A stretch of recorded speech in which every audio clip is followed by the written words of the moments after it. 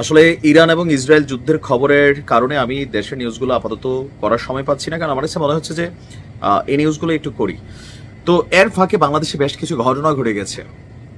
এনসিপির অবস্থা দেখেন, এই যে টকশো গরম করা নেতা তুষার ভাই, ওনাকে নিয়ে এসব কি বের হচ্ছে, কি লাগা মানে কি এরকম ওয়ার্ড বেডটের হইয়া পুরা একটা মানে ছিন্নি ছাড়া অবস্থা আর কি, সিন্নি ছাড়া অবস্থারই বলে জানি না, আপাতত দলীয় কার্যক্রম থেকে বিরত থাকার নির্দেশ দেওয়া হয়েছে। তো এনসিপির মোটামুটি এই মুহূর্তে খুবই বাজে একটা অবস্থা চলছে। তবে কেউ কেউ বলছেন যে প্রেম প্রীতি করলে এরকম নাকি টুকিটাকি হয়, আবার নতুন নতুন ক্ষমতা পাইলেও অনেকে পটানোর জন্য এগুলা করে। যাই হোক, এনসিপি অনেক তেতির অবস্থায় আছে।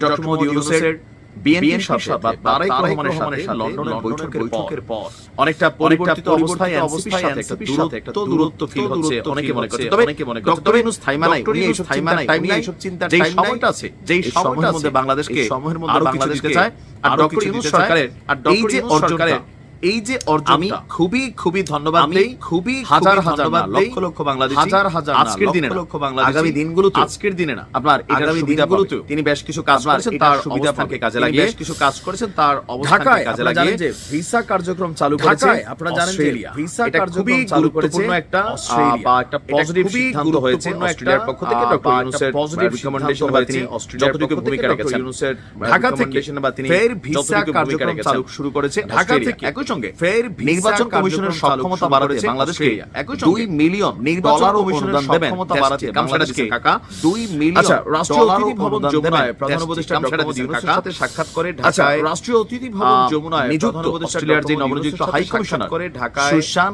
রাইল, তিনি এই সংবাদ দিয়েছেন অস্ট্রেলিয়ার যে নবনিযুক্ত হাই ভিসা কার্যক্রম চালু করায় এবং নানা ধরনের সহযোগিতার সংবাদ দিয়েছেন। আপনার প্রধান থেকে ভিসা কার্যক্রম চালু করায় গভীর নানা ধরনের সহযোগিতা করেন।